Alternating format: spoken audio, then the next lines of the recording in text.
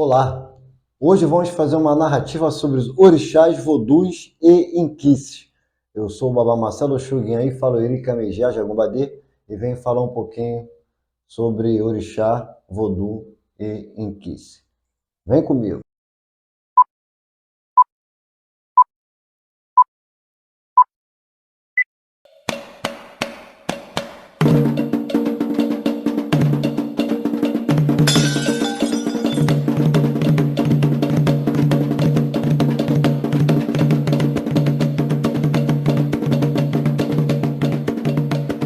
Meu Oboê, meu Polofé, meu Motumbá, meu Mubiu, meu Auri, meu Saravá, a minha bênção a todos.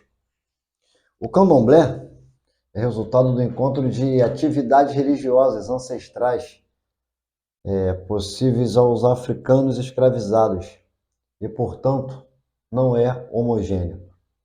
Devido a isso, divide-se em ramificações de acordo com as nações de onde nascem suas tradições, entre elas as nações de Quetu, ou Queto, Banto e Jeje. O candomblé Jeje pode ser melhor designado pelo termo Fon, em referência à mitologia Fon, que compreende todos os cultos aos voduns em solos brasileiros. O candomblé Quetu, de origem Nagô ou Yorubá, atribuiu humanidade aos orixás, possam ter experienciado tudo o que se vive na terra, como o amor, o pranto, por exemplo. Para esse povo, advindos de onde hoje fica a Nigéria, os orixás possuem caráter próprio através dos itãs. Já os povos bantos, fundadores do atual candomblé banto ou candomblé de Angola, que foi uma das primeiras nações a se estabelecer em solo brasileiro, detentores de surpreendentes diversidades e localizados atualmente em distintos países da África Central. Nesta nação há um culto aos inquices. Assim sendo, convém informar que a cultura banto acredita que os inquices nunca tiveram vida terrestre, pois eles são os próprios elementos da natureza, diferentemente dos nagôs, que relacionam seus orixás como, por exemplo, rainha, rei, ou deus ou deusa da chuva, da beleza, dos trovões, entre os outros. Para o candomblé de Angola, Banto, o inquice é a própria chuva, a própria beleza, o próprio trovão. Trata-se de uma energia divinizada.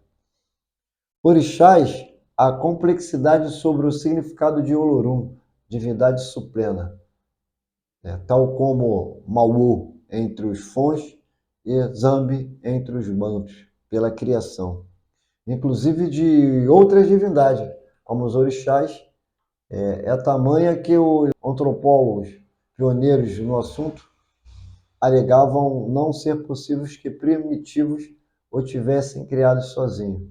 Por isso seria, de fato, orixás, enquanto as demais divindades se tornam orixás por conta dos seus itãs. Todos são fragmentos de Olorum, o Criador que escolhe o Oriner, a cabeça de cada ser humano, também chamados de Ilegum. A palavra Ilegum quer dizer aquele que pode ser possuído pelo orixá, aquele que incorpora, entra em transe. Existe uma lógica semelhante no mito de criação de orixás e que se vodus, mas cada mito tem sua própria história, função e entre outros fatores.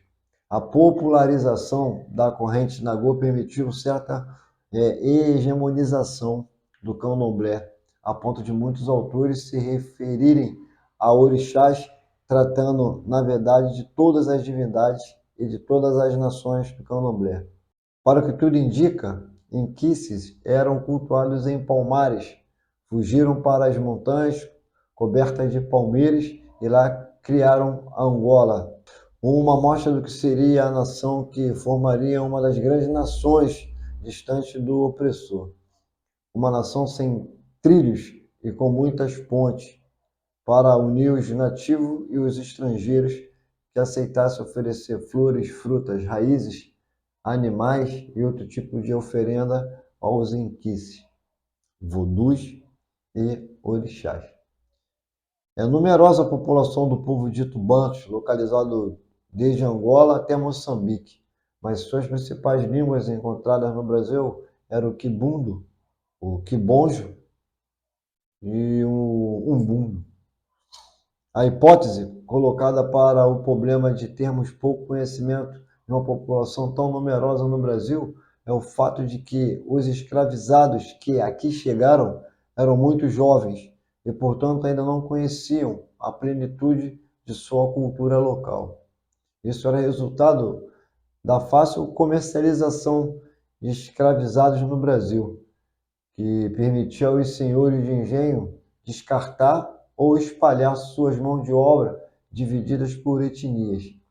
Em contrapartida, aos até 3% de nagôs ou gueto frequentemente referenciados devido ao que chama de hierarquização do saber religioso ou nagô-gracia intermediário entre os seres humanos e os outros enquisse, chamado de Vangira em suas manifestações femininas. Enquisse de guerra e senhor das estradas de terra, não é o mesmo que Orixá Ogum. Enquisse, patrono da nação Banto, senhor do tempo e das estações, é representado nas casas de Angola e Congo por um mastro com uma bandeira branca.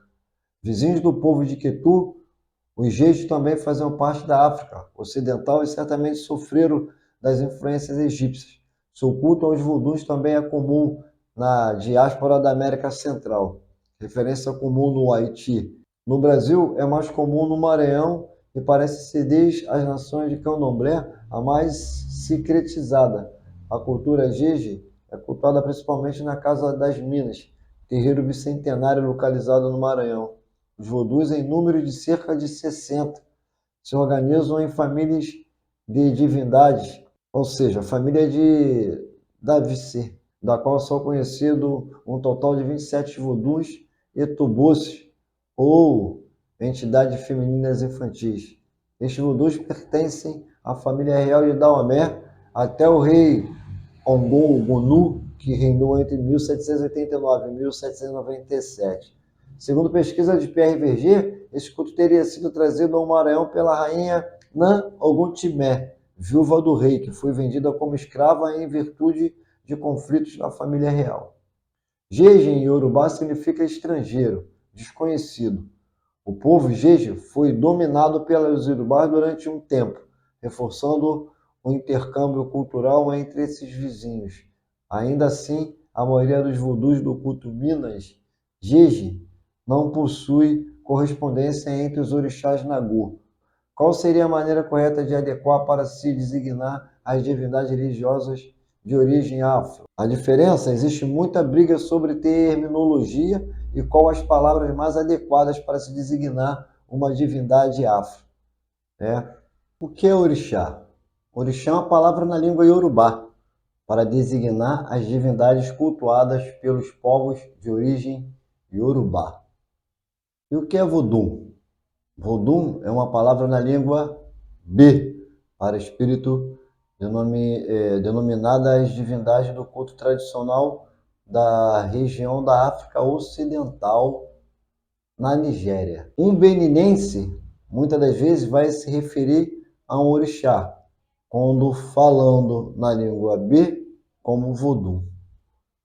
O que é enquisse? Enquisse é uma palavra da língua quibundo, para designar um espírito, um tratamento a certos seres humanos especialmente qualificados, né? Agora, para não se ter tanta dúvidas, né? Tanto estudo, aqui nada melhor do que falar santo, que é uma palavra da língua portuguesa, para designar algo ou alguém que é puro, perfeito, sagrado, né? É uma palavra originária do latim que define o que se tornou sagrado, se tornou Deus, se tornou endeusado. Na verdade, tudo é questão de terminologia. Espero que vocês tenham gostado. faço aquele pedido em especial para aqueles que ainda não se inscreveram. Se inscreva no nosso canal. Vá lá, é só apertar o botãozinho de se inscreva e pronto. Assim vocês vão ajudar ao nosso canal a tomar mais forças aí, tá bom? Não esqueça de compartilhar nossos vídeos no nosso link com seus grupos de amigos. Ative o sininho para que nossos vídeos cheguem até vocês com facilidade. E deixe o seu like, tá bom? No Mujuba a todos e que o Olodumare nos abençoe.